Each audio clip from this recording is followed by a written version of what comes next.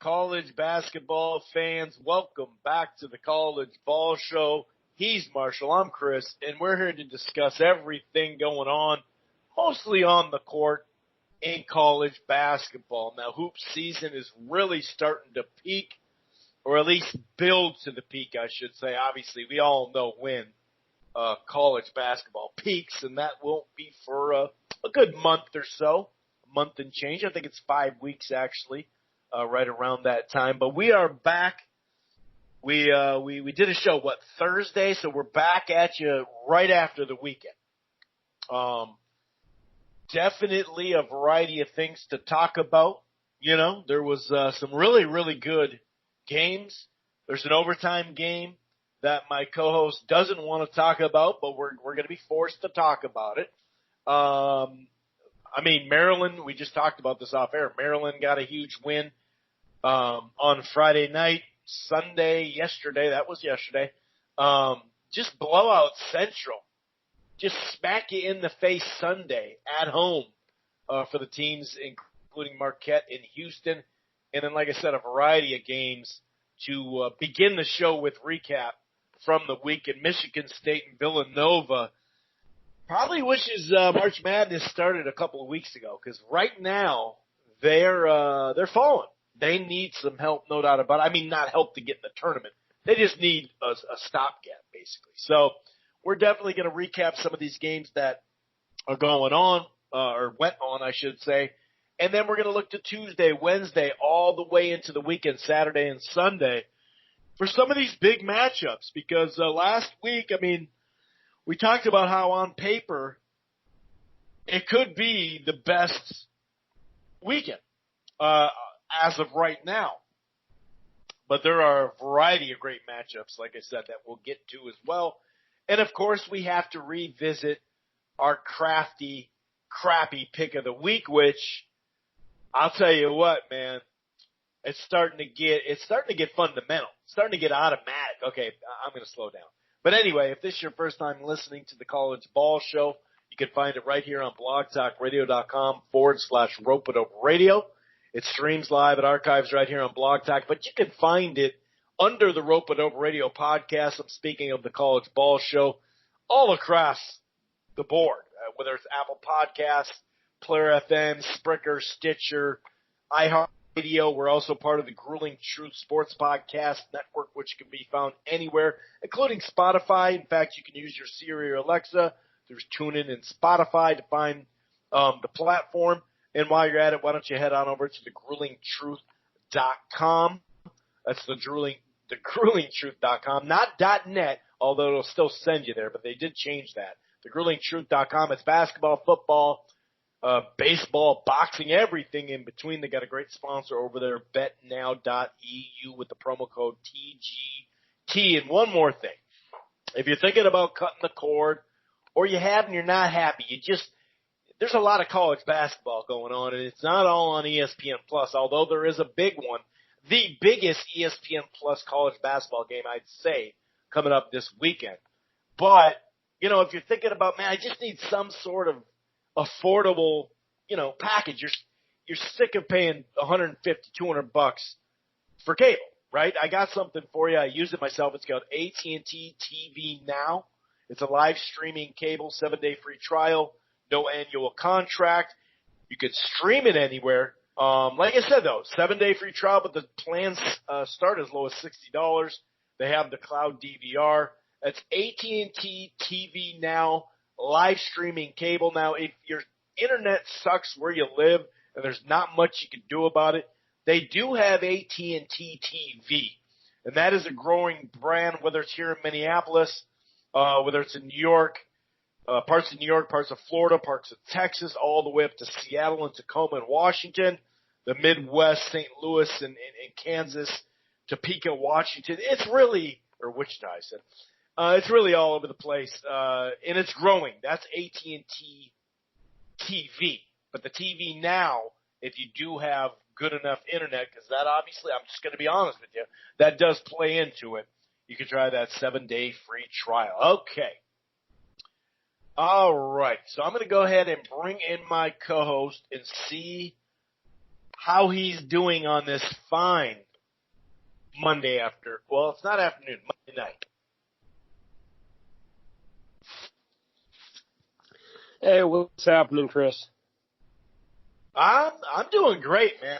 Great. There's a bunch of games, especially one game that stands way out far from the rest.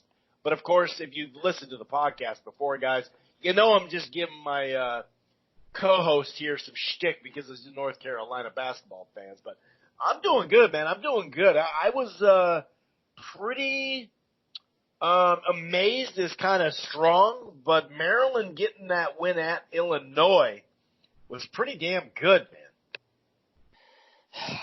Yeah, I just let's get this damn thing over with. Let's get it over with.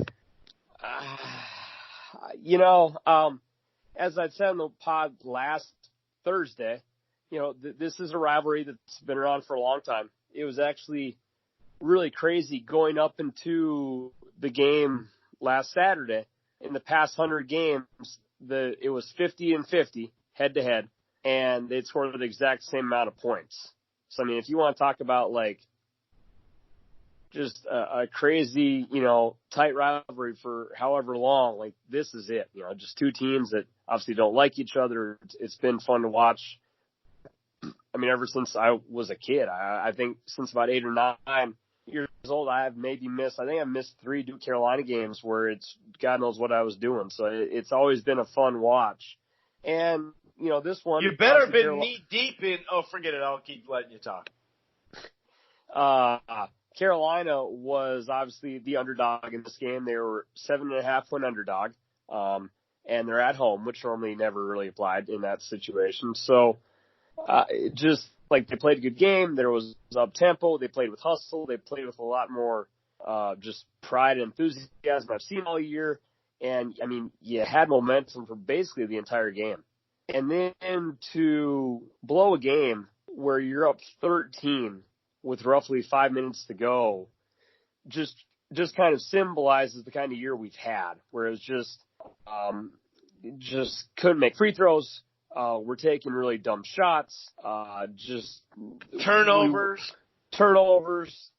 rushing shots when you don't have to. The Minnesota kid, Trey Jones. Oh, my bad.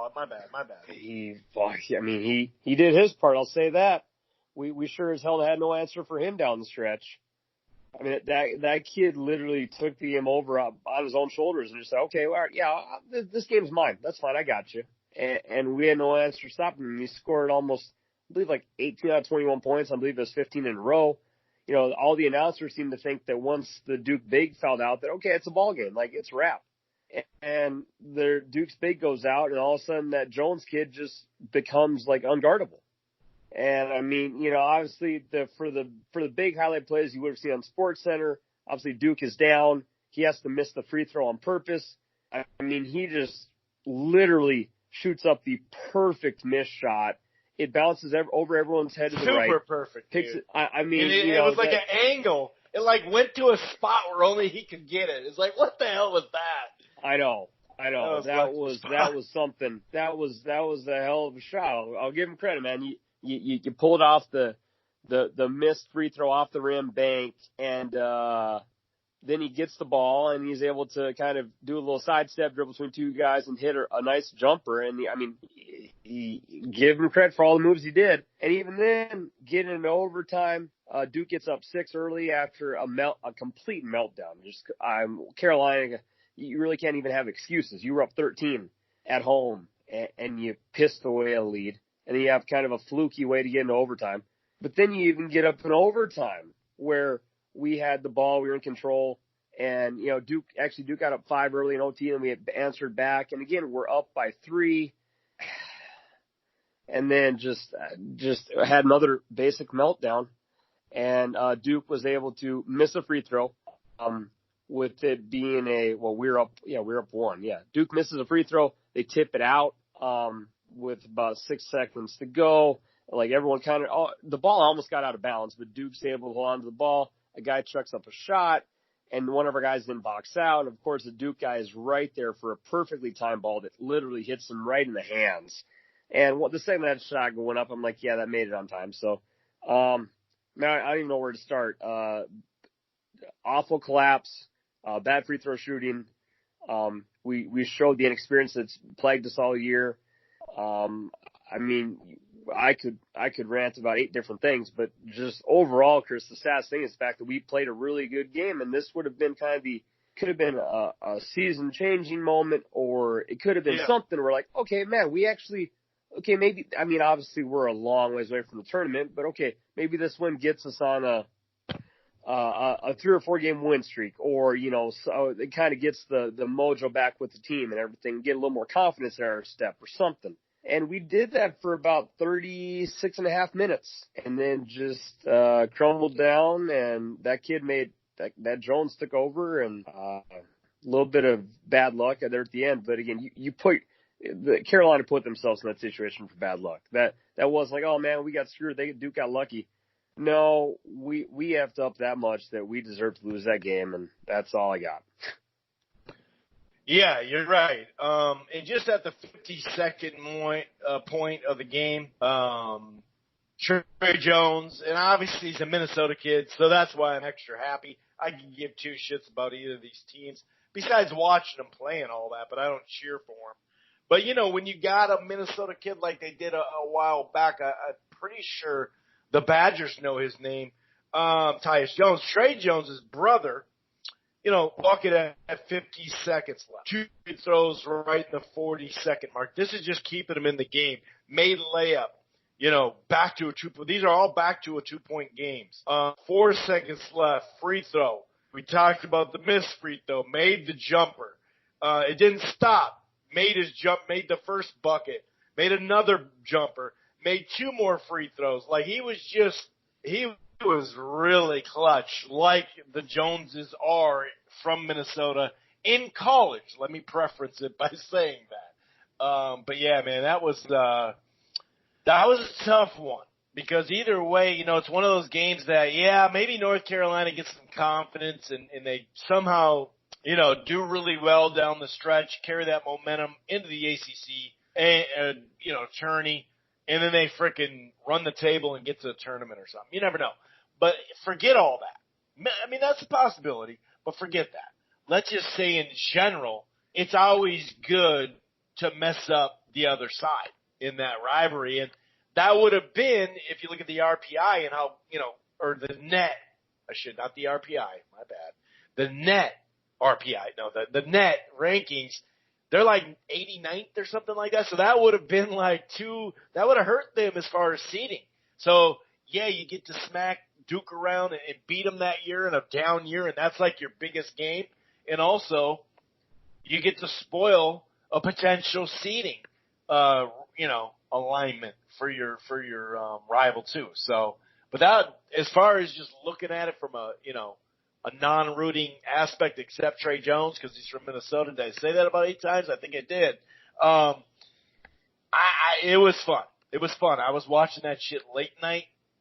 And after some fights and stuff, I had recorded it, and man, that was fun. That was a good game, and I still can't believe where that damn ball went. We've seen some good ones. In fact, the freaking Timberwolves just had one where it bounced right back to the dude, and he got right in there. Fox did it. Freaking Fox did that, but it went right to him because he attacked the lane there too. That was the best one I've seen in a while, but it was just so random where the ball went, and he tracked it down, whatnot. But yeah, that was very interesting. Like I mentioned, Maryland went into where Illinois had been playing really, really great, and they rallied. They definitely rallied. They were down a little bit. They went the second half 35-24 after giving up 42 in the first half, and I was pretty impressed with the way they did that. That's one of those games that really stand out. In Maryland, man, they played good to start the conference season, and you're like, okay, we'll see what they got. Then they went on a run. They lost back-to-back games at Iowa and then at Wisconsin, which, it's not really a bad thing. They barely lost to Wisconsin. They got beat up pretty well against Iowa. But since then, and we're talking, January 18th, Purdue, Northwestern, Indiana, Iowa got them back. Rutgers, at Illinois. They've been winning since then. So Maryland is really – what do you think about Maryland? Do you think this is maybe their best squad in the last – they've had, a 3 to 5 year run here where they've been pretty good. They'll get ranked high, and they don't get to the Elite Eight or anything like that. Where do you see them this year at this juncture anyway? Because as we know, just ask Nova and Sparty, shit can fall quick. I always honestly, whenever you say Maryland, if I bought you a beer, if you guessed this right, what name always pops into your mind first if you think Maryland? If you had to guess what I would say. Stevie Franchise. Second guess. Maryland? Yeah. Honestly, the Turpins. So it's like Jay-Z's line, I was serving him in the home with the Turpins, meaning he was drug dealing around the campus. That's actually, I'm just being honest.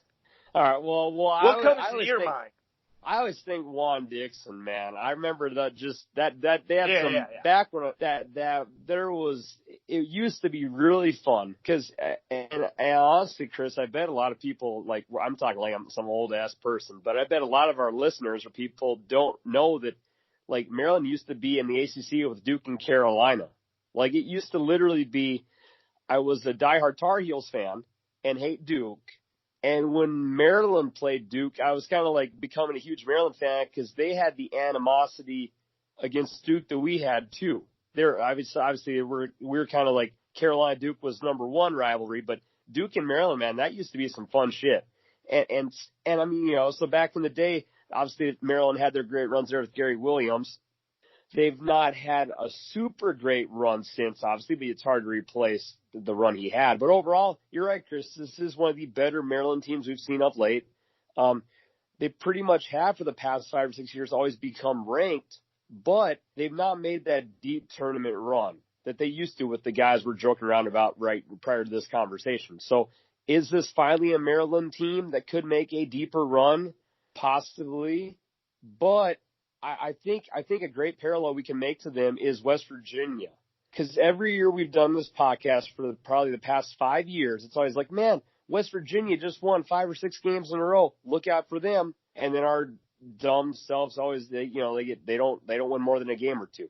I think Maryland's kind of become that same reputation of West Virginia as, okay, Huggins does his thing up there, Maryland does their thing down there, but are they ever seriously a legit threat? No. But do we build themselves up to be a threat in the regular season? Probably so. So I can't hop on the bandwagon because I think I've made that mistake too often. On one podcast this year, I'll be like, oh man, West Virginia, they're gonna be better than they have been, and I think the same kind of goes for Maryland. So I guess credit to them, but until they make it to win like a game in the Sweet 16, I can't get on too much, Chris, just because it seems to a lot of these teams seem to just repeat the same season in March Madness.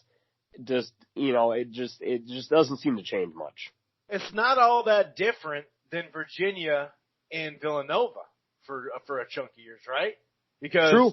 It was like, damn, dude, wow. And Virginia was winning the damn ACC and shit. And you're like, wow, okay. And then bye.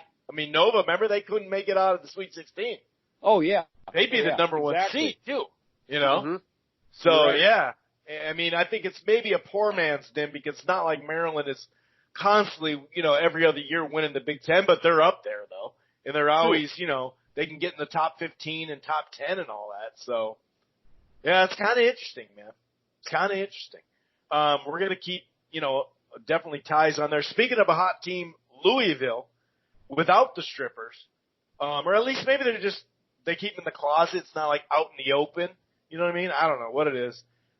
That could be taken a couple different ways, actually, now that I think about it. But anyway, let's try to stay focused. Louisville speaking of Virginia, that's what made me think of it too. They got over the hump. Finally, 9 straight games they had lost to Virginia. And obviously Virginia won the chip last year. And, we've kind of documented that they're just, they can still defend, they can't score, and they really can't score now this year. But 80-73, I thought that was pretty, impressive win based off their, I can't really say impressive. It's just nice to get over the hump. Dayton keeps it going with a nice win over St. Louis. Florida State looking good against a really underachieving, or at least just not that good of a Miami squad this year. There were some other games like Oklahoma upset West Virginia. You just brought that West Virginia club up. Oregon went down against Oregon State 63-53. Michigan, who I love that Juwan Howard's the coach, because I can tell you this, that was a rivalry game, but Michigan would not be where they are if they had old boy still there. That's just a fact, in my opinion. That's not, Howard, it's not like Howard's been coaching long, so as far as being the man, you know what I mean? But I like that. My Gophers lost to Penn State. Penn State was ripping them. It was like 36-23. They look like they're going to run away with it. To the credit of my Gophs, they did actually make it a game down the stretch, but they couldn't quite get it done. That's kind of going over upsets and all this stuff, but let's dig in. Just so I'm clear and I'm not, still massively hungover from Carolina Duke, which I don't believe I am. Did you say that Virginia won against Louisville, or was I completely misinterpreting you? I may have said it, but I originally said that Louisville finally beat Virginia 9 times. But I may have just said it though, like after I made the first point. Sure. Because I'm all over the place sometimes, so and that's without being hungover. Yeah. You know what I mean? Yeah. So just to be clear, Louisville beat Virginia 80-73, and because I was looking up the scores like you, and I was like, did he say that Virginia won? Oh yeah, just checking. All right. Yeah, no, they had lost 9 times though against them, so that's why I really brought it up. I'm not saying that's why I'm not saying it's impressive, but it would have been impressive the other way if Virginia did win on the road at Louisville, but true. But yeah, thanks for clarifying that in general, because sometimes I just say shit wrong. I'm far from perfect too. Well, if you talk enough, you're just gonna say it wrong. You'll be like, oh no, I didn't mean that. What? People will on my boxing show, they'll tweet me or text me or DM me midweek and be like, dude, what are you talking about? They didn't say that. I'm like, oh no, I meant the other thing. I said that wrong. But let's dig our teeth into Villanova, Seton Hall. Seton Hall gets the job done on the road, mind you, in Philadelphia, the city of love. But right now, there's no love for Villanova. 70-64. Let's sink our teeth into that. But also LSU, Auburn. Auburn has a knack to win these tight, overtime, tight games. Even that Kentucky game was tight down the stretch, and then it looked a lot, like it was kind of an easy win or whatever. Auburn, God, the way it's looking, they may win the SEC, but let's dig our teeth into some of those big marquee matchups as well. Well, I am happy that I got a fucking rant to start off with. Okay, because I was going to bet Villanova to win that game against Seton Hall, but I was like, you know what? Yeah, I'm okay. Let me look for a different game, and I'll get back to the Nova thing here quick. But I bet SMU against Temple, because I've seen Temple play, and they looked like complete trash against Memphis. I mean, just 4 days old, this food's been rotting in your sink, throw it out, trash.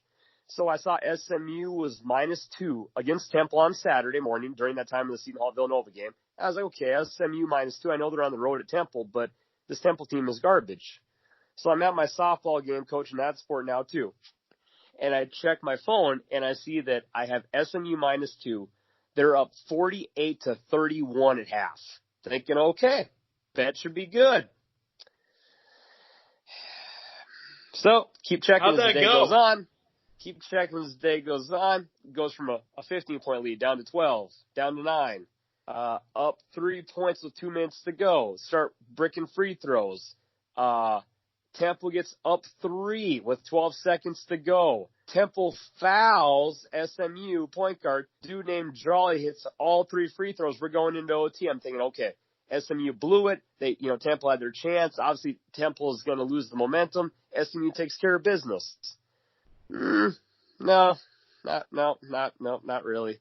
SMU gets beat in overtime 17-10, and a game where I had needed 2-point cover and I was up 17 at half just disappears away.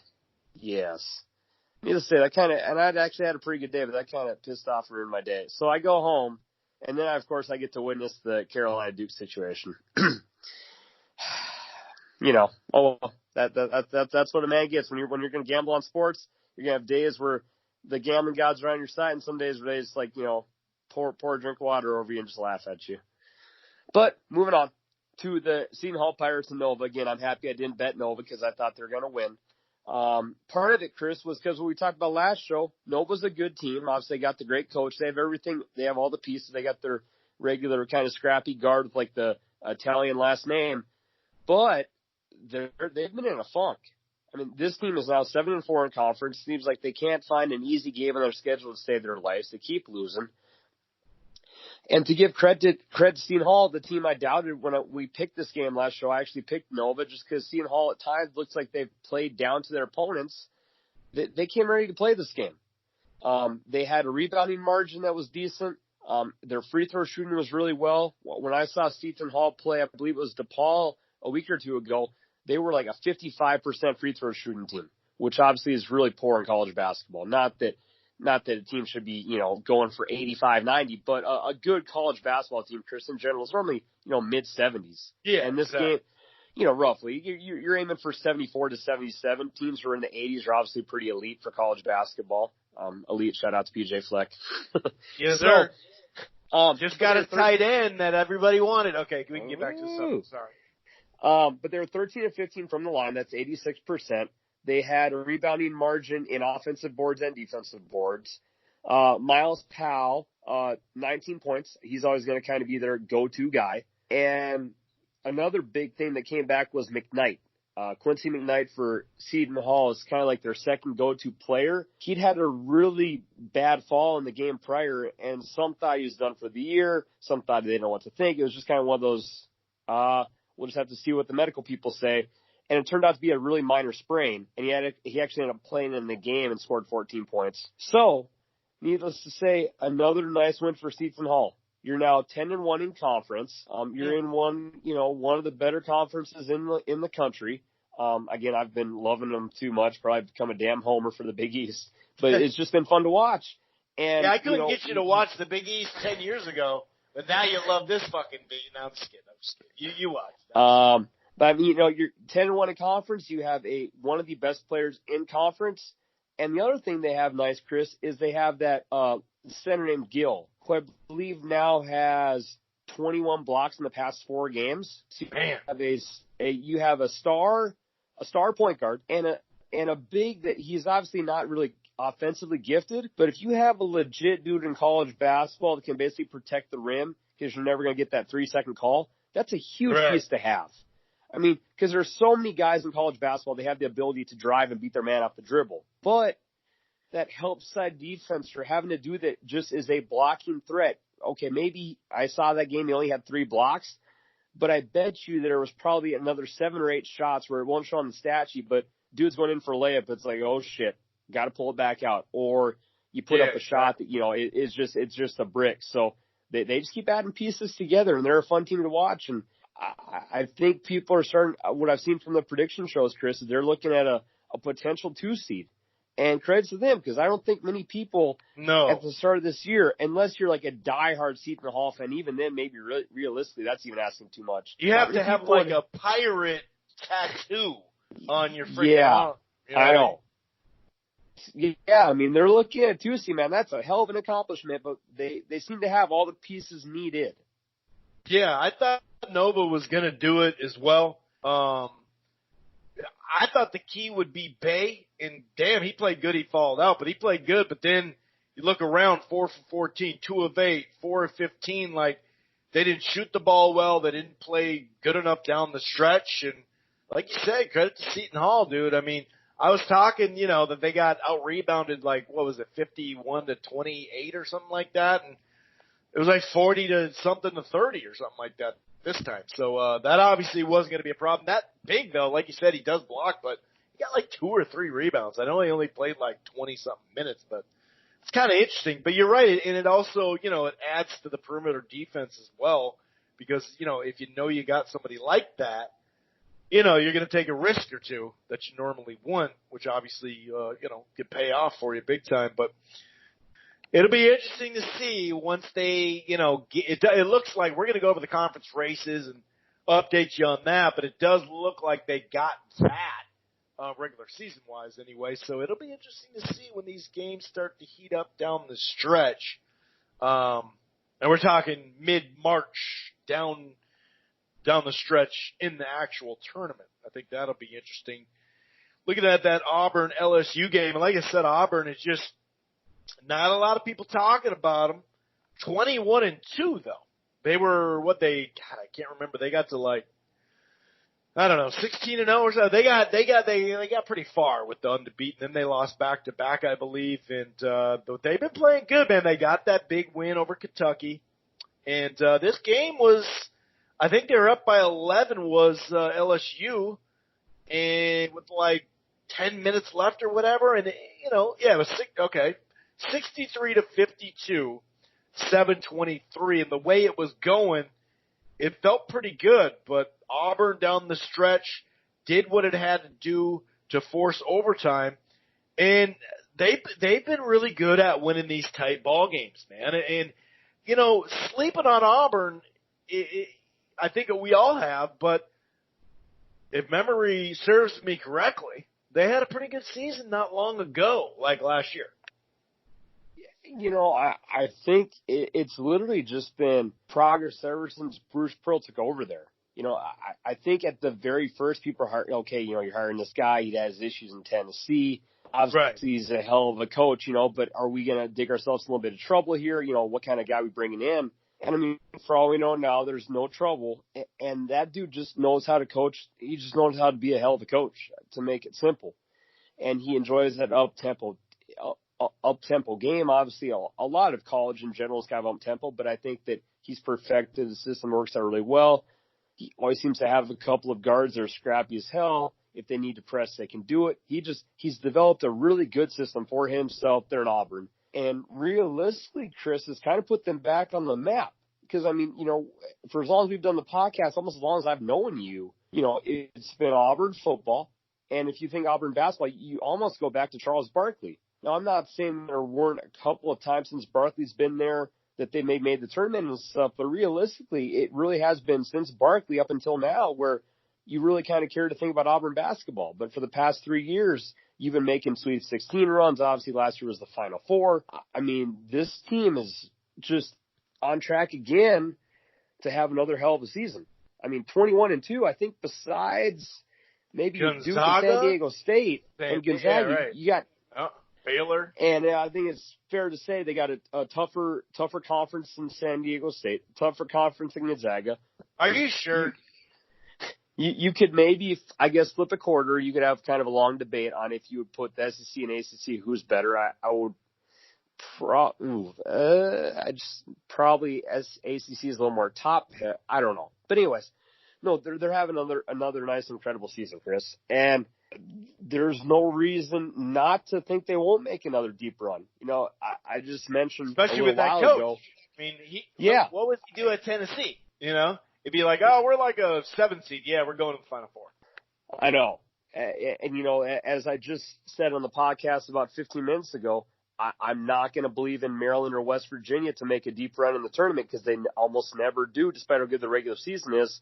Auburn's kind of the opposite, man. Bruce Pearl, he's normally not a guy that has that, meltdown the first weekend of the tournament.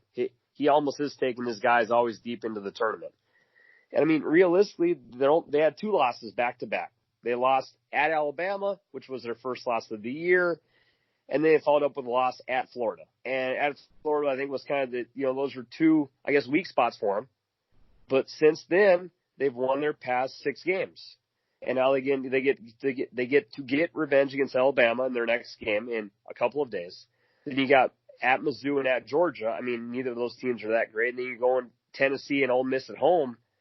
I mean, realistically, their only hard game. The only hard game they have left is on the 29th. They go to Kentucky.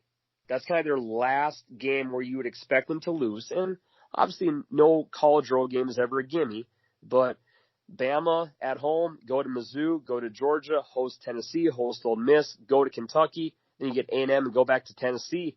They're probably going to finish the year with probably 26 or 27 wins.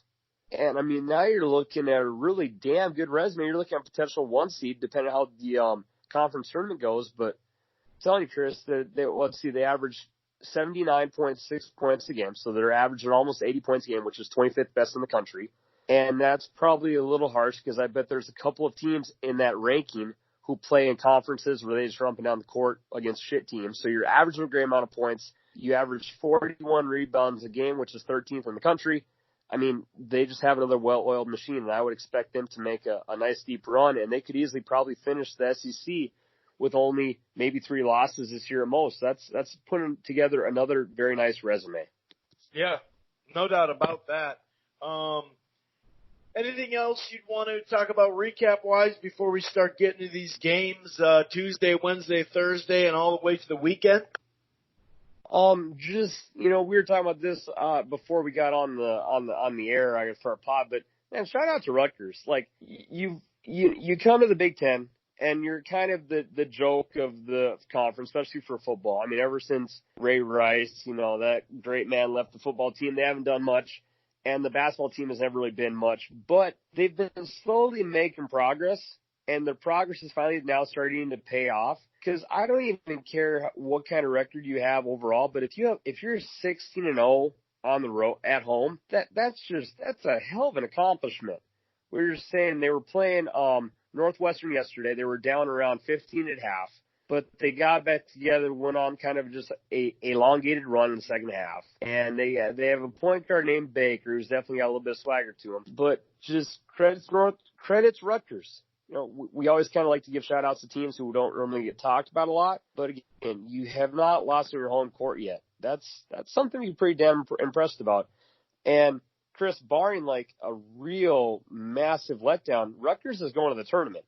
And I'm not sure the last time, I don't know. I'll look it up when you start out in conference here, but it's had to have at least been, I would guess, 10 to 15 years, at least, since Rutgers has gone into March Madness. I mean, maybe they've made the NIT, maybe, in the past 20 years, but it would have to be, it's been a minute, as the kids would say, since they've made it. So credits to them, and I hope they continue that success.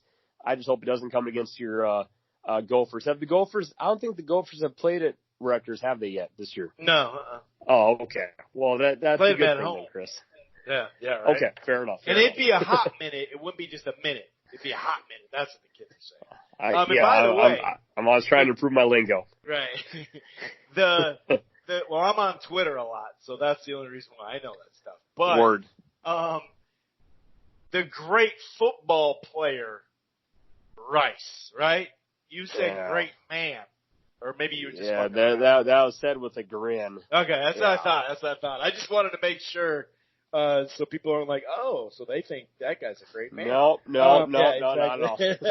This is what actually the one thing I'll say is just kind of like the Me Too movement in a sense.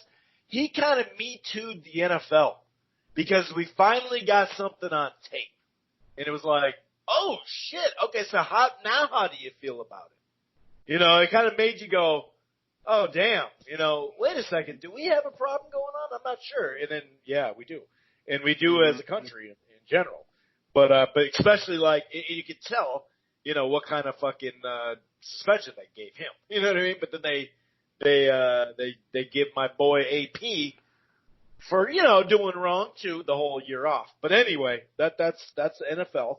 No fun. Right, God bless internet searching. It's been a 29-year dry spell. Woo. 29 years. Yeah. Damn. I was trying to think of a player. I'm like, now that was St. John's. Nope. I kept thinking, no, that's St. John's. St. Joe's. Yep, St. Joe's. I'm like, no, that's the color of the jerseys, but no, that's not them. Damn, dude. 29 freaking years, man. Here comes those stats, dude. We're gonna see that all across the stat things. And there'll be some way the Gophers get in there by getting their ass kicked by them or something, and that's when the record will be broke or some shit like that. That's just how it goes. Minnesota. So Tuesday, the big game, or a big game, there's a couple of them, but really the big game, I'd say. Michigan State, really, tumbleweed right now at Illinois, and Illinois just played a home game. Do they really want to lose, or just lost the home game to a quality team? Do they really want to lose another one at home to a quality team? Because right now the quality's not that great, but at some point Michigan State's gonna get out of this funk. And I'll tell you what, I don't know what the odds are for the game, but I'm going Michigan State in that one. That's just a gut feeling. I hate to call it upset of the week because I don't know the odds yet. But on the surface, it does feel like they're not favored. But I could be totally wrong on that. So we'll talk minorly about that. Then Wednesday, dude, it's Big East Wednesday. 23 Creighton visits number 10 Seton Hall. A sleeper here, don't sleep on it, Xavier at number 19 Butler. And then number 18 Marquette, the newly ranked Marquette team after the upset of the week last week that I picked. 18 Marquette visiting the struggling number 15 Villanova to go along with that night, dude. And like I said, the biggest college basketball game, probably the biggest because it's not like there's a bunch of NBA games on there, right? So the biggest basketball game they've had on ESPN Plus since it's been around the last couple of years. Number 3 Kentucky at number 14 West Virginia. What do you think about some of those games? Wednesday's just stacked. What was your gut call for the line on Sparty at Illini? I didn't know the line. I thought maybe they'd be a underdog, but I don't. That's why I didn't want to call it the upset of the week because they may not be. It may be closer than I think. I don't know. I went to Vegas Insider. Sparty -1.5. Oof. That's why I didn't call it an upset of the week.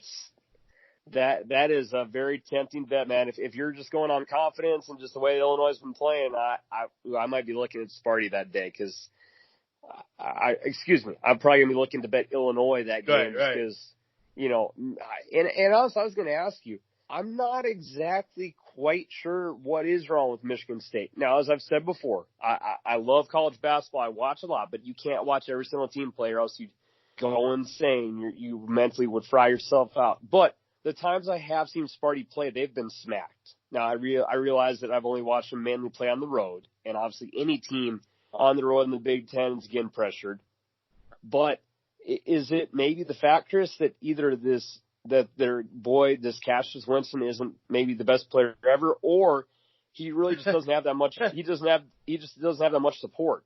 I mean, there's got to be something a little off because even the higher end teams in college basketball normally don't have this kind of funk that they're in with losing, these just consistent games back to back to back. It's almost, I think it makes me wonder a little bit simply due to the fact that this is really something that Izzo never has to deal with. I mean, for a while there, he was making Elite Eights pretty much effortlessly, and now you start the year off, I believe, ranked first in the country, and now you're actually unranked. You've lost your past 4 out of 6 games, and technically 6 out of 8. Like, have you seen something, or what do you think is maybe the mojo or issues wrong with Sparty? Because, again, I've only seen them get smacked on the road, and that's not completely fair perception. But, right. I mean, they've also – okay, so they lost at Purdue, then came back and beat Wisconsin. Lost to Indiana, came back to beat your Gophers Northwestern, but then lose at Wisconsin, lose home to Penn State, and lose at Michigan. Part of that is a tough schedule, but do you have any suggestions on what you think the issue is, or are they just in a long-term funk and they'll eventually get out of it? Well, I think they're in a short-term funk, but still, that lost the 3 games, you got to win one of those, though. That's a tough schedule, but you win one of those. I mean, I'd want my Gophers to win one of those, so I got to think Michigan State can. Yeah. Winston, rebounding, they got Tillman, and when Tillman's starting, their record's really good. Well, It was until this 3-game losing streak. But Tillman's, he's 10 rebounds a game is a lot for a 40-minute game. But Winston's still doing his thing. 18 points. I mean, he leads. If you look at steals, assists, and points, he's the team leader. He's shooting 38% from the 3, 87 from the free throw line. He's doing his thing. 6 assists. I just think, Henry's a good player. Not that good. I don't see the overriding talent. But I also think that they're in a bit of a funk that they'll pull out of, and that's why I'm kind of on the other side of that going, what's going to give? That makes for, when I call it the hardcore barn burners, right, that makes for a great game. Illinois does not want to lose back-to-back games at home. I mean, right? Nobody does. But those are tough games, Maryland and then Michigan State, on paper anyway. But then Michigan State, they're like, dude, we need something. And I look at it and go, okay, so who do I trust when someone really needs something in this situation? That's kind of what I go back to. That's why I'm picking Michigan State. But rebounding. They have one rebounder, but they don't rebound great, and that's usually a fucking staple for them. Sure. But also, it's not like they don't have talent. I'm not sure. That's a good question. I kind of answered it, but I really don't totally know. I'll say this, the last few years, though, they made that, run, was it last year, right? Was it last year or 2 years ago? It was last year that they made it to the Final Four? Yeah. And, but remember, for a few years, they were kind of stumbling. And they looked the part during the season at times. I picked them in that time and to win a championship. And, they haven't lived up to it. Then they get a squad that's pretty good that got better and better and better, and it peaked at the right time. So I don't know, man. I don't know. It's a good question. I said. Oh boy, tomorrow, man. You're talking about games to look forward to. I love this shit. All right, so you got Penn State, who's ranked 13th. Wow, that's an accomplishment. Okay, but you're going to get tested. If you got tomorrow night off and you listen to this pod, Tuesday night, Penn State going to Purdue. And I'm excited because, as I said in the last podcast, when I bet Purdue first half against Iowa, Purdue at home is a different beast. Now, Purdue could easily get bounced out in their first game this year. They could be a Sweet 16 team. They're not anything crazy. But at home, man, that team, they have one of the coolest gyms in the whole country. And they play with a certain energy to themselves, especially when they're kind of a little bit of a dog or if they're playing a ranked team. So, man, you got to give – this is a tough spot for Penn State, Chris. You finally get ranked. You're ranked 13th, which is probably the highest ranking you've had in, we're talking Rutgers time, probably 10 or 15 years. And now you're going into probably the toughest – arguably one of the toughest arenas in the Big Ten or in the country. Man, I'm excited. I got my basketball game tomorrow, so I'll have to DVR this one. But what's your gut say, man? Can Penn State, who, again, we've both seen, has a hell of an offense when they're rolling, can they walk into a place like Purdue with the ranking they got, or are they going to slip up? Because most times in college basketball, this is a typical MO of, hey, we're on a great run. Oh, shit, we got to play a really good team. The great run's over. My gut is take Purdue. I see they're 4.5-point favorites. I would take them to the window. But can Penn State's offense travel into a hell of an environment tomorrow at 5:30 Central Time? Yeah, it does seem like it's kind of ripe for an upset. Penn State's kind of interesting, and what I forgot to add is for the Michigan State stuff, they are in the toughest conference in the country. I think that's pretty clear. And True. I'm bringing that up not to defend Michigan State randomly, but I bring it up because not long ago, look where Penn State is right now. But let's go back to December in the 2 games, right, for the Big Ten. They got absolutely destroyed 106-74 by Ohio State. And given Ohio State had a really quality player at that time, and you could see that without him, it's been tough. But then they go right back 3 days later and beat Maryland, right?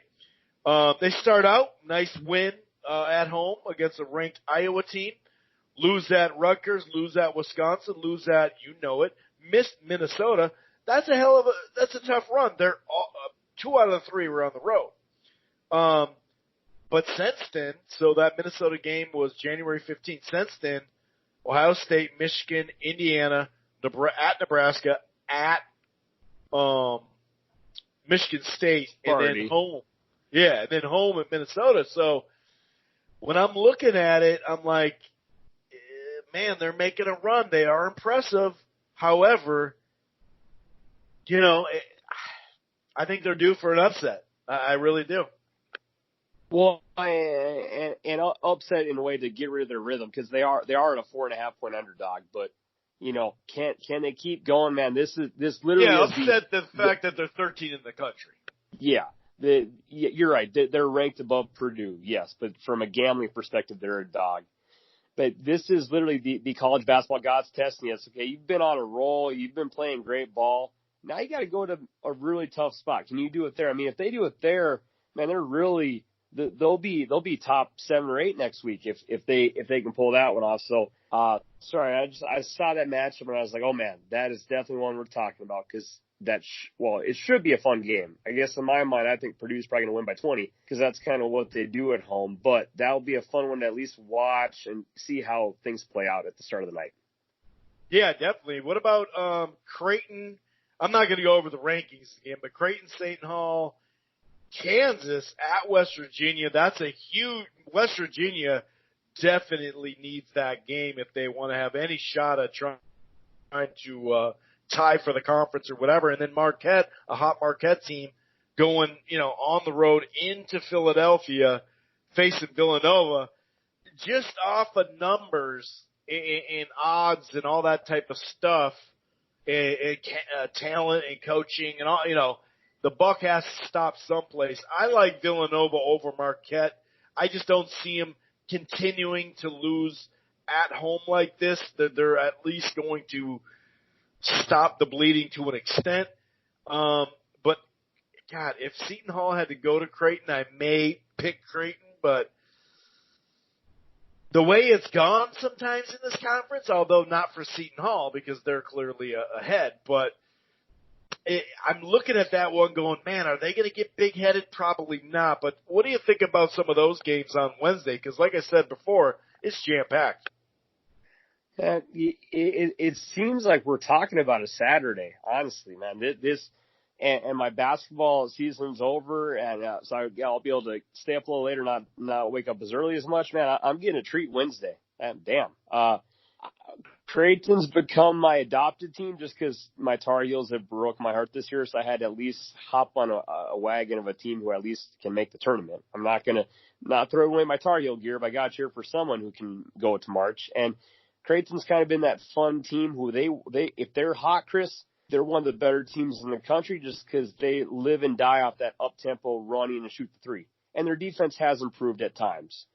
But, you're playing a Seton Hall team that's a little more scrappier and is going to play a little more of a half-court style. So I think for that one, it really is matchups. Seton Hall's got the elite point guard, and they got the center who can block shots. Creighton's going to want to try to score 90 points. Seton Hall's going to want to try to slow it down. So I'll take Creighton just because I like cheering for them, and I think that they can score just as much as Seton Hall. And I guess that one will be tempo. So I'll go Creighton for the win, and that should be another 5:30 game. Oh, you're getting spoiled. So 5:30 Tuesday, tomorrow is Purdue, Penn State. 5:30 Wednesday is Creighton, Seton Hall. That's a good stretch of some early get off work basketball, man. Yeah, I like how they do that on the East Coast because they got to fit that doubleheader usually on FS1. So it makes a lot of sense. It's cool for us here, but it also breaks up the 6 o'clock start. So if, at half you could start watching the other game that started at 6 too. You see what I'm saying? And if history repeats itself, normally Kansas always has a hell of a time going to West Virginia. If they win, it's by 3. Or if West Virginia wins, no one's surprised. Because, for as long as we've done this podcast, man, I'm telling you, anytime Kansas goes there, that is the West Virginia game of the year. That place will be nuts. It's on ESPN Plus. That's a joke. I don't know how. I know you've listed a lot of good games, but how that game is not on ESPN is just hard for me to comprehend. But if you got your laptop open or iPad or something or want to watch on your cell phone, that is almost always a great game. Well, you can watch it on TV. Or yeah, true, yeah, with your streaming device. You're 100% right. I mean, Alabama Auburn's on ESPN too. I think they got confused of the football season, maybe, or I'm not sure. Well, they're just doing it to try to get signups in the Big 12 for these two games. They haven't been doing it all year like the big games, you know. They're just doing it for this week, really, actually, like big games. Because there's another one coming up this week and that type of thing. But I'm with you there on West Virginia securing that. And also, for those who care, number 16, Colorado at number 17, Oregon. You could say a lot about the Pac-12. Most of it's going to be negative. But it has been a competitive – I mean, the top 4 or 5 teams in there, I don't know how far they're going to go. But it's competitive. It's definitely competitive. And that other game I was telling you about as far as ESPN Plus, just like I said, it's kind of like the sign-up thing. They're just trying to run this for a sign-ups real quick. And, you know, to be fair, it's $5. So, I mean, that helps. Oh, yeah. And you can actually get it, unlike the Pac-12 network, but we won't get into that. West Virginia, talk about a freaking week, dude. West Virginia, you got Kansas coming in. Then what do we got to do Saturday, Coach? You got to travel to Baylor. Is Baylor due to lose a freaking game? Or, I mean, West Virginia could flip this whole thing on its back, dude. Man, that's if you can win one that's a brutal stretch, because normally the basketball gods, you know, you have a huge game, then you kind of get a little easier one again. But to go from hosting Kansas, which is kind of normally your home game of the year, then you have to go play the number 1 team in the country. That's a tough spot. I guess they just got caught looking ahead, dude, because they just lost to Oklahoma. You know, they're like, okay, man, we got some big games coming up. We lost. No shit.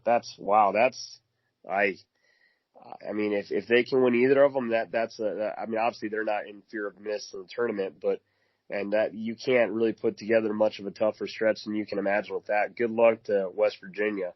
Hopefully they'll take care of business like they normally do against Kansas, and then you just kind of play the letdown card against Baylor. But that's brutal. You should never have to play the third-ranked team and the first-ranked team in the same week. That's a hell of a stretch. And speaking of brutal, Maryland's got to go on the road at Michigan State. Michigan State better find out what the hell's going on. I'll tell you that, because this 3 could turn into 5 real freaking quick, my friend.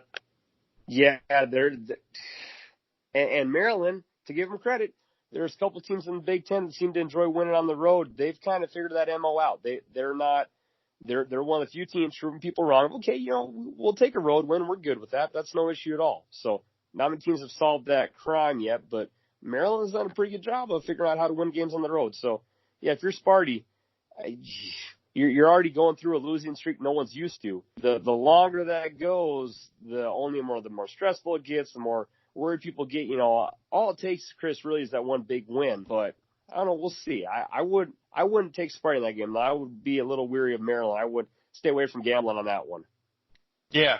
No, I hear that, man. I definitely hear that. And just kind of running through some of this, the AAC, the American Athletic Conference, it's been kind of all over. Obviously, Memphis at the start of the year thought, all right, they're going to be the club, right? And we know what happened there. Then Wichita State got ranked. They're now 5-5. UConn, do they play basketball there, or is it just a women's program? Just kidding, UConn. You guys gave us a lot of great games over the last several decades. But Tulsa now 7-3. We were keeping tabs with Tulsa before, right? Well, Cincinnati got a big win as well when it looked like they were going to lose. But Houston, man, there's a problem there for those other teams, right? Because they're 9-2. They got a game lead. But still, I mentioned SMU and Memphis. They're only 2.5 back. So, I mean, that's pretty good. If you care about the Atlantic 10, this is the week to do it. Or you don't, this is the week to do it. Dayton and Rhode Island, not the Lamar Odom Rhode Island, but a Rhode Island squad at that. They're going head to head, 10-0 and 10-1. Half a game back is Rhode Island, so boxing fans, hardcore basketball, college basketball hoop fans, that could be when you look and you say, all right, these teams are going to be desperate here. Duke, Florida State, and Louisville all hovering around 1.5 games. Both those, obviously, what's going on right now, which I don't want to know because I'm going to watch the second half on DVR. But Louisville's still got the lead by 1.5 games, and it'll stay that way. But one's going to get knocked down, obviously, a full game, FSU or Duke. But, Louisville's still in control. Been that way for quite some time now. Baylor 10-0. Kansas 9-1, and this is why I was stressing West Virginia. They're already 6-4 with that frickin' Oklahoma loss.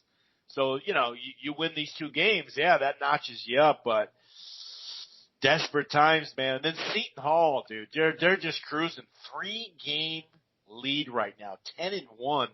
But it just goes to show you the conference depth. You got Creighton, Villanova, Marquette, all 7-4, and then not too far behind, Butler 6-5. In Providence, 6-5. And then the Big Ten, Maryland, clean ahead, 9-3. They now have the lead, 8-4 for Penn State in Illinois, 8-5 for Iowa, Michigan State, and Rutgers. Just 1.5 games out of the lead, and I keep going, I keep stressing this. Wisconsin at 7-6 because of the numbers. They're only 2.5 games out of the I'm not saying they're going to win it, but it just shows you the depth in some of these conferences, man. But especially, the Big Ten, of course, top to bottom. But that Big East, 5-6 teams, Again, this March Madness and conference tournament should be one of the better times of the year. One of the better. I mean, the Big East tournament should be a lot of fun. The Big Ten tournament should be a lot of fun. For once, the Big 12 tournament shouldn't just be Kansas. I mean, we're sitting pretty, man. The fact that the top 5 teams in the Big East are ranked, and the Big Ten is just one of the deepest conferences we've seen in quite a while.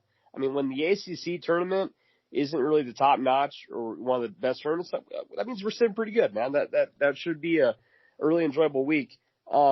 If you had to kind of just, speculate or look forward, who do you think? I mean, obviously tiebreakers are hard to.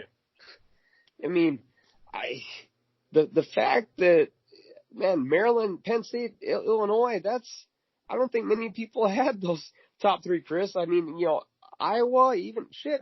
If you had to pick, who do you like to win the Big Ten regular season conference? It's really tough. Like, I need a little heads up on that because we got to go through their schedules. You know what I mean? They got it. You know what I mean? In fact, it's funny you said that because I was doing that with Kentucky. I was going ahead because we looked ahead at LSU's, and I was going at Kentucky. It's a 3-way tie. They all have 2 losses on the top there. And coming up here in about 8 days at LSU in Kentucky, and then they got to play Florida twice, which is kind of sneaky, in Auburn. So on the surface, it really does look like Auburn has that stretch run because I'm assuming, LSU has to play Kentucky, obviously. And who else? I know they play somebody else. Not really. They play at Florida, which could be tricky. But yeah, I gotta know the schedules. If you want to tell me the schedules, and we can look it up real quick, I can give you that. But it's really tough, like on the surface, to be like, oh yeah, man, they're playing hot. Because as we know, I just mentioned Penn State. They had a 3-game losing streak. True.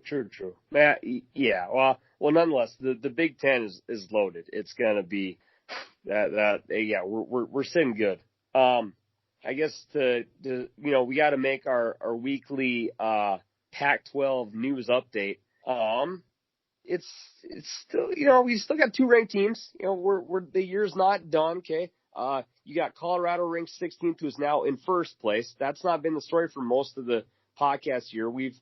Colorado's normally been in the 3rd or 4th spot, but Colorado's 8-3. The Buffs, they're still 12-2 at home. Oregon Ducks are at 2nd place, 7-4. They're 12-0 at home. So, they're both having pretty good seasons.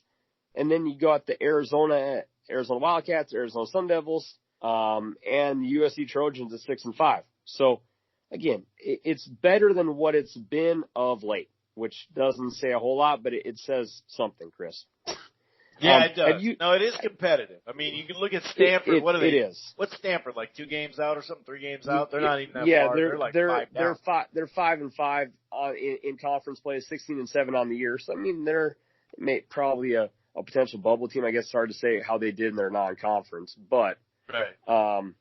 It is minor progress. I get the one thing kind of weird to see is that Washington is 2-9 and they're worst in the conference. For a long time, yeah, that is weird. Washington, they were getting pretty much a pro pick every year, or pretty much a lottery guy almost every year. Now they normally wouldn't make the tournament, but they were having at least a 500 type season where they would have some NBA stud, and I guess that's changed. Because they're 2-9 in conference, that's honestly surprising. Because I guess their recruiting has not been up to what it used to be. But yeah, man, we have potential for such a fun March Madness. I know that we always say that, and it's kind of a cliche term, but just from how the year is playing out, Chris, and we've hit on this a lot, we're breaking down, man, which of these 7 teams could win the Big Ten, or who's the best team in the Big East, or, we normally don't have all these conversations. Normally it's maybe 1 or 2 divisions, but we're having a debate about 3 or 4 conferences, which goes to show how much fun this March Madness could really be.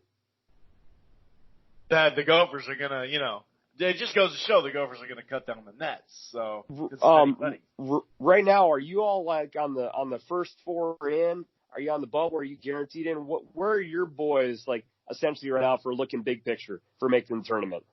Well, I mean, I could sit there and cherry pick a non, Lagarde, bracketology and find one where we're on the bubble. But the real deal bracketology that I still consider the main man, he's got us out right now. We're lingering on the board. I think we're first 4 out. But yeah, we're not in. Let's just put it that way. We are not in as of right now. Okay. For him, and he's usually pretty damn solid. He normally misses 1 or 2 max. Right. Oh man, so next week we'll do some research. Obviously, there's going to be some games that are played, in the Big Ten, and then we'll answer that question. We'll both give our thoughts on who's got the best chance to win the Big Ten. Because literally, you got like 5 or 6 teams that could do it, Oh, I know. I was just giving you a hard time asking a question. Yeah, to answer that technically, you would have to do some digging because, man, let's remember that for next week. Let's remember that. We'll do. Oh, yeah, God. And you mentioned, I was kind of just, we always like to kind of talk on Saturday, too, as we get near the end. Saturday, 3 o'clock. West Virginia at Baylor. Man, that is such a Baylor pissed off someone. That ain't right, man. That is, and let's see who do they get after Baylor? They get to host Oklahoma State. Okay, so they get a little bit of chance of back in real life. Man, if you're a West Virginia fan, you're ranked 14th. I know that losing obviously top teams won't drop that much, but my oh my, that is what a beast of a week. You nailed that one, Chris. We normally would always talk about how brutal of a stretch your Gophers would have to start off the Big Ten. Right. I think some of that negative bad luck has transferred over to Morgantown. I guess so, and not only that, but they got to pay $5 to get their ass kicked. Like, damn, dude! Not only do you get beat, you got to pay for ESPN Plus to get beat. No, I'm just kidding. I know. We both picked them at Kansas, so. Sure. The 1-1's a damn good week there. All right, let's get to the crappy pick of the week, sir. Oh man, just looking at what happened last Illinois, week, by the way. Illinois goes to Rutgers on Saturday. Man, this is a damn good week of basketball. If you like basketball, you are loaded up from Tuesday through Sunday. And you're gonna be spoiled. I'll just say that. Yeah. Last week we had a Red Hawk victory. Not many people liked it. People thought Rock, we're nuts. We're Shock, getting bashed Red on Hawk. Twitter. Isn't that how it goes? We Rock, Shock, Red Hawk? got the job done. I'm telling you, man. You can't be afraid. But the gambling term I always like to use is you can't be afraid to swim upstream. You know, a lot of fish are going down the river. And Chris said, you know what? I'm just gonna start jumping. I had to start going the other way. swim up a waterfall on that thing, dude. Yeah, you were swimming up a couple of currents and going through a couple of nets and dodging things left and right. That was definitely I was going a hell back of a. to collect my eggs that I had dumped 9 months before that upstream. You see what I'm saying? Yeah, that was a hell of a swim. So that leads us to, and I mean, there's so many damn games you can ever choose from in this. But I can't go back to Old Faithful. We're going Saturday, right? We're going Saturday. Yeah, we'll go Saturday. We'll actually lead up to. I just had it here. Come on, baby, where are you? What division are we in? There's a lot of them. We're going Horizon because I've seen these teams play, and it's been some garbage ass basketball. Okay. So we're going Horizon. Now we're going Midwest, huh? Yeah, we're going to the. Now I'm going to give you a little insight here, Chris. We always like to talk about the stadiums and the arenas. We're going to the Dickie V Court. Dick Vitale's name is on this court. So we're going to Callahan Hall in Detroit, Michigan. We got the Detroit Mercy, the Detroit Mercy, who are 6-19 on the year, 4-8 in district. They're hosting the Cleveland State Vikings, who are 9-16, 5-7 in the Horizon. So we're looking at potential tier 7 or 8 bubble teams. They would need to go on a little bit of a run here. Again, we're playing on the Dick Vitale courts. That says we got some prestige, Chris. We got prestige. This gym sits 8,295 people. I've actually bet on Detroit a couple of times this year, so I've seen this on ESPN Plus. Shout out to ESPN Plus. Okay, for I always like to break down the mascots before we get into the actual game. A Viking fighting a Titan would be a hell of a matchup. So we're kind of going, if this was the Minneapolis Vikings. This is a Mercy Titan, though, so it's a little different. They got the sword and shield and logo. So, this is kind of like if the Tennessee Titans were playing the Minnesota Vikings. We're kind of overlapping here with sports, hometown angle. Chris, this game is at 12 o'clock. It's actually on ESPN Plus. I think the Detroit Mercy have an ESPN Plus deal. Hey guys, show our games on ESPN Plus to help build up our recruiting. Yeah, that's what ESPN Plus should be about. Yeah. What does your gut say on this? I'm gonna go with lovely matchup, Saturday at noon. Well, this is a hell of a matchup. There's a couple of things that stand out just hovering around on this ESPN page, and you may have to. No offense, Detroit Mercy, okay? But you may have to start. You may have to start looking into things because Calipari's son Brad is transferring to Detroit Mercy. So that tells you there might be something going on there. I'm not going to bring it up. Someone's dropping a bag. Someone's dropping a bag. I'm just saying, come on, dude. Dickie V's involved. Where's Dickie V's kid? Is he involved in this stuff too? This might be a big scandal here 2 years down the line. There's a bag being dropped. And here's another thing too. 2 days ago, there's a headline. It says, oh my God, it says send half run. Send half? Second half. Isn't that a second half? Not send half. Second half run sends North Kentucky racing from Detroit Mercy. And just that line right there. These things are starting to add up. They got Capali. We're calling him Capali. We're got Capali's son's there. I'm sure Dickie V's son's tied to the program some way. Dickie V is obviously tied to the program. They just sent someone running from Mercy, not showing mercy. I don't know if they're going to show much mercy for this Cleveland State Viking squad here. I'm not even looking at the numbers, but I just know what I know. You see what I'm saying? And they've lost 3 in a row and 2 in a row. So they both suck. You are correct. And mercy me on defense. They're giving up 78 and only putting up 69 points. That's not a good look. But you know what? Just with all the ties, this has been doing good for me with picking the team with the less wins on the season, especially at home. So I'm not going to show any mercy for the Vikings, even though I'm Scandinavian. I'm Swedish, and I live in Minnesota. My last name's Carlson, for Christ's sake. And I got not just a 4-head, but I got a 5-head going on here. But I'm going against them. They're going to show no mercy. The Detroit Mercy Titans are going to – it's going to be a second half. They're going to send the Vikings racing from Detroit Macy. I got mercy. I got Detroit winning this one and getting their 7th win and maybe even moving up because right now, dude, they are 8th in the horizon. And we know how deep – we've been talking about how deep the horizon was, 10 years ago? No, Yeah, so I got Detroit. They were a popping conference there for a second, though. Let's not forget. Well, for a while there, I think Oakland made the tournament like 3 years in a row. Oakland was actually kind of legit.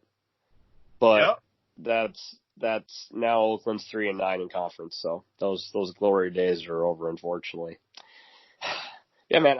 So far we're 2-1 on the year with our crafty pick of the week for college basketball, looking to be 3-1. I will say when they first played this year at Cleveland State was a 1-point favorite and they won by 5. So the first game of the year was a 5-point win for Cleveland at home. So now they're traveling to Dickie V's court.